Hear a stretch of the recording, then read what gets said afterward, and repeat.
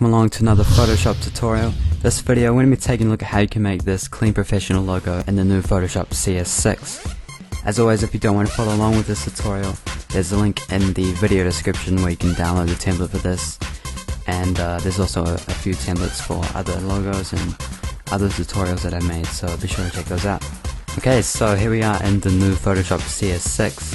First thing we're going to do is create the new document that we're going to be working with. So if I go to File, New, and just change the width and height to quite high, because it's always better to work with a large version, then you can always make it smaller. Okay, so for the width I'm going to use 1024, and for the height I'm just going to use the same. Alright, so that is okay. Right, now we have our new project, so the first thing I'm going to do is create the background gradient. Just because it looks a little better than if we go for the default white. You can always hide the background layer if you're going to save it for a watermark, and I'll go through that at the end after we're done with creating the logo. Okay, so the first thing we're going to do is select the gradient tool. Now what we have to do is pick the colors that we're going to use for our transition. So if we click this little box up in the top left here, you'll see that we can pick the colors that we want the gradient to transition between.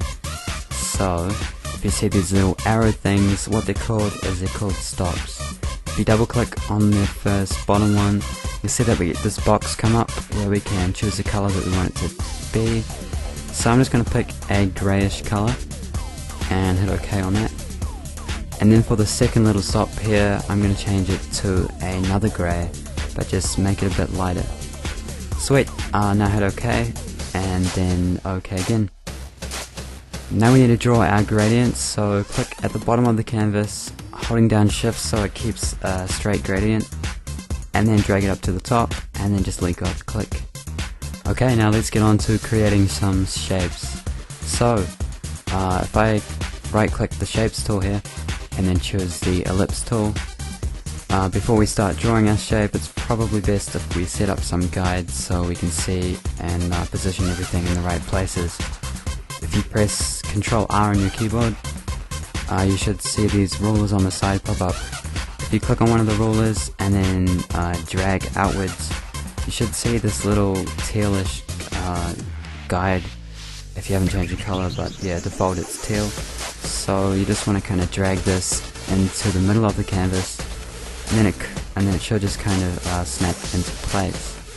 Now you just want to do the same with the other side.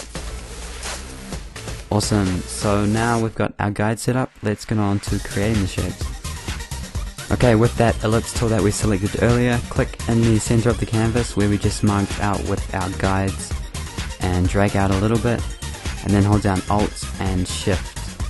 You'll see that the shape extends from the center, and it is a perfect circle. Just keep on dragging until it's almost at the edges, and then you can release the click. Now, because we're going to be making a few shapes, you probably want to change the coloring so we know which shape is which. If you click this little fill box up here, you'll see that we can change the color. So I'm just going to choose a dark gray. Awesome. Now if we duplicate this shape layer, you'll see why we're going to do that a bit later on, but just duplicate it by right clicking on it and then clicking duplicate layer. Okay, so now I'm going to cut out a bit of the shape to create that ring around the edge that we saw earlier. So to do this, I'm going to choose the subtract front shape from this first little drop down here, and then you just want to click in the middle of the canvas again, hold down Alt and Shift, and then drag it out so it's just a little smaller than that other circle that we made earlier. Sweet, now let's change the color just to a light grey with that same color box there. Okay, now we've just got one more shape to make, so if we go back into that drop down list again and make sure you've chosen to create a new layer. Now just click in the middle of the canvas, hold down Shift and Alt again, and then create another circle a little smaller than the previous one, like that. Awesome. Cool, now let's get on to creating some styles. If you double click that ring layer that we made, it should be the middle one, it'll bring up the layer styles window, and from here you want to check the inner shadow, gradient overlay, and drop shadow. Now if we click on the inner shadow text, it will just change the menu to that inner shadow menu. And to create a little highlight, I'm just going to change the blend mode of this to normal, the color to white, the opacity to 100%, distance to 5 pixels, size to 5 pixels, and that is all for the inner shadow. Now you just want to choose the gradient overlays, so once you've done that, just click on the little gradient box there, and we're going to make a grayish gradient like we did kind of at the start. So for this first stop, choose a light grey, and then for the second one, choose a little lighter grey. Cool, now we're done for the gradients, so click OK on that, and then choose the drop shadow style. And all you want to do in here is change the size to about 20, and the rest would just be fine. So now we're done with the layer styles, just hit OK. Okay, so now instead of doing the whole thing again on the center shape, it's probably easier if we kind of copy and paste the layer styles. So you can do this by right clicking the layer that we just put those styles on, and then choosing copy layer style. And then if we go right click the one that we want the styles to go onto, and click paste layer styles, and then it'll just paste those styles onto there. Now here's where we can change the color of that background shape. If you select the shape layer and then choose that fill box at the top left, you can pick the color that you want to change the shape to. So I'm just going to change it to a lightish blue, and you'll see that changes as we change the color. You can of course change this to any color and customize it to your own likings. Awesome, so I think that is it for the shapes. So now we're going to move on to the text. So let's right click the text tool and then choose the horizontal type mask tool. Click outside of the shapes and then type in the text that you want. I'm going to use the letters D and 3. And I'm just going to change the font to a font called Dodger Condensed. There'll be a link in the video description if you want to use this exact font. And it's looking a bit small, so I'm just going to change up the size by clicking on that little T there and then kind of dragging it to the side. And then to move it, if we hold down Control on our keyboard and then just move this little bounding box, you see that we can position and resize the text as well. So I'm just going to make it so it goes a little out of the shape. That's fine because in the end it'll kind of connect with that little blue part in the background there. Cool, now I click the top shape layer, and then I'm going to make it so that we can just kind of hide that selection that we have from the shape, so we can see the blue shape behind it. Easiest way to do this is since we've got a selection, if you hold down Alt and then click the little add layer mask button down here, you'll see that we can hide the text from the shape, which is pretty cool.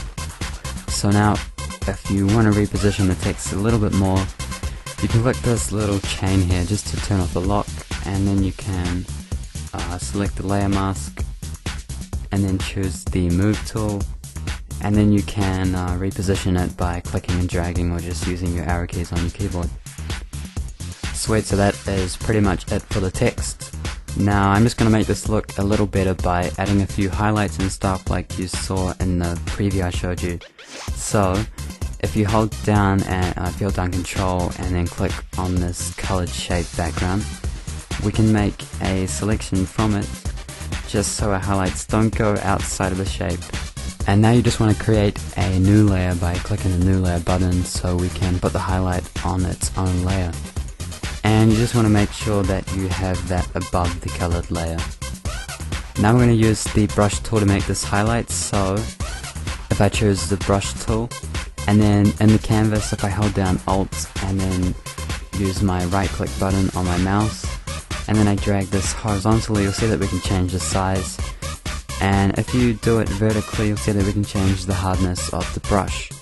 So if I make this about half the size of the shape, and you just want to make sure that you have your white set as your foreground color, and then just click, and if you want to change the layer mode of that to overlay, and if you want to make that highlight a little more or less visible, you can either duplicate it to make it more visible, or you can just lower the opacity to make it a little less visible. So now we've done with that. Now if you want to add some additional gloss similar to the last thing we did but a little different, you just want to create a new layer and make sure it's at the top of the list, and then make sure that you've got the selection of the blue shape again just by holding down Control and clicking on that blue icon. Now we only want this to cover half, so if I choose the marquee tool, which is this one up here, hold down Alt to kind of get rid of the part of the selection, and then I drag this to about half of that little circle there, and then it's just going to remove half of the circle. So if we set white as our foreground color, and then I hold down Alt plus backspace, it's just going to fill the selection to that layer. Now if you just want to change the layer mode to screen, and then you can lower the opacity to your own liking. You can always change the color by double clicking this blue shape icon, and then just picking a new one. It's just going to update live, so you can kind of go through, pick the best color that you want that's going to suit your logo. Okay, so now we've basically finished the logo. If you're wanting to save it as a watermark so you can kind of put it on your videos or use it as something else, then you just want to hide that background gradient that we made at the start just by clicking this little hide button or that little eye there that we see beside the layer. And now if we go to File and then click Save, if you change the file type to PNG, which will keep the transparency, and then just hit save, and then we're done. So thanks for watching. If you like this video, be sure to click the like button below and add it to your favorites, share it with your friends, and leave a comment below telling me what you thought. As always, if you want to see more tutorials that I upload, be sure to click the subscribe button as well. Just one more thing as well, if you want to follow me on Facebook and Twitter, basically you'll be able to keep up with all the updates, tutorials that I'm making when they're coming out. You can also submit tutorials that I might create in a future video, so be sure to like me on Facebook and follow me on Twitter. Links in the video description.